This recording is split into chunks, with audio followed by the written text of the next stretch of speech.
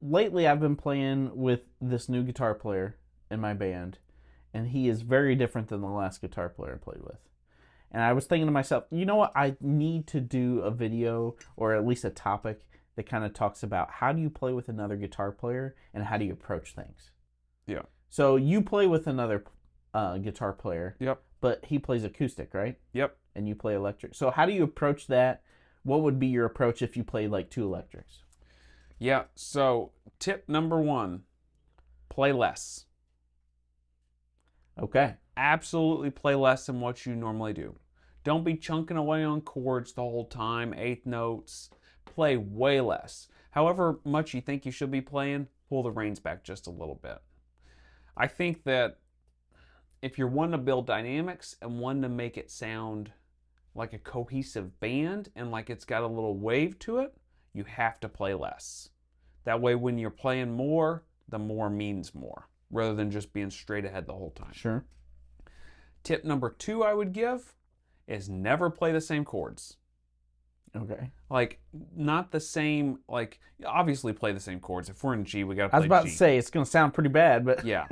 But play a different version of it, or even better, play just like the first and the fifth, or just like the fifth and the third. Like, play pieces of chords. Play triads. Add depth. Add depth. Play some different triads high up if he's playing down low. If he goes up high, you go down low. Find different rhythms you can play with too in there. You know, I think the biggest mistake guitar players make when they're playing with somebody else, for me anyway, whenever I listen to it, is you got 2 or 3 guitar players. Like if you got 2 electrics and acoustic, and everybody's just don don don don don hammering away eighth notes or quarter notes. I'm like, oh, it's just like, because it always ends up flaming, ends up being messy, or reverb and delays are carrying over, and like, hey, we've got somebody doing that. Right. Somebody's doing that job. You don't need to do it too. Right. Find something else to do, or maybe just don't do anything. Sit back a bit. It might be more important to not do something.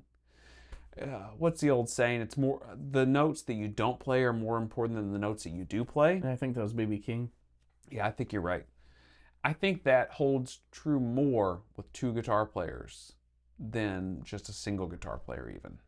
What's your thoughts? How do you approach it? So I agree. You have to complement each other. So, for instance, the guy that I play with now, he is very much like rhythm centric for the most part. We do share leads, but he's much more the, you know, blues player, right? So he's kind of got the rhythm down. He's got it locked down. He's got the sound filled for that portion. So what I try to do is I try to add some depth to it. So instead of playing an E down low, I might play a bar chord in the middle of the guitar, or I might even try some, like, depending on the song, I might try similar, like an F chord.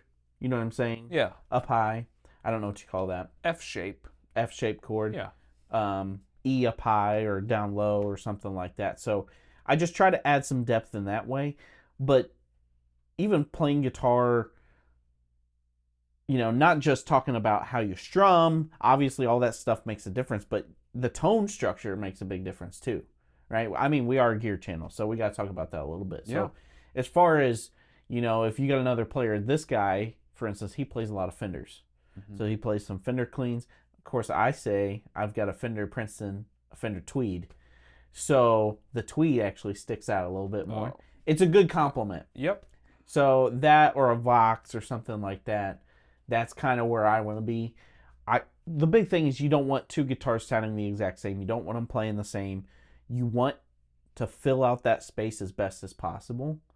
And I think, like you said, if you just take a step back and start listening a little more, because the last thing you want is to totally like bludgeon everybody and going your volume's on 10 the whole time.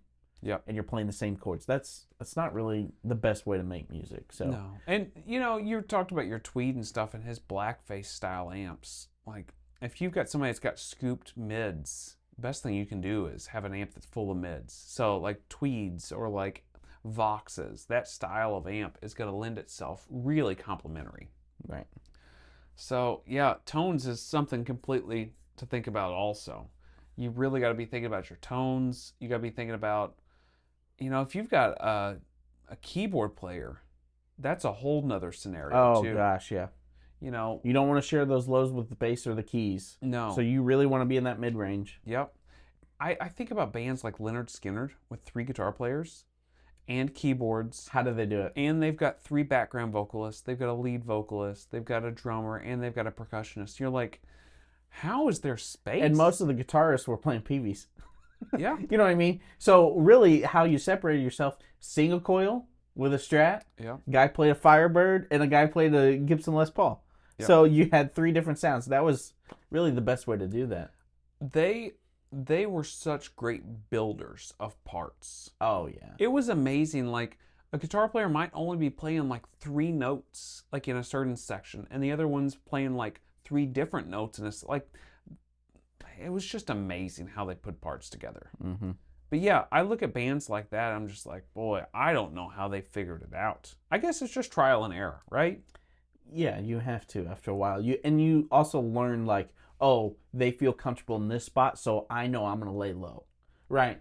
Yeah. So you got to just play with, the band and the scenario there too. But, Yeah. If your guitar player is playing like single coil stuff, sometimes it's good to go to a humbucker. It's good to kind of go opposite of what they're doing. If they've got a mid pushed amp, maybe you want a mid scooped amp, vice versa. And then lay out more. And don't be playing the same thing he's playing.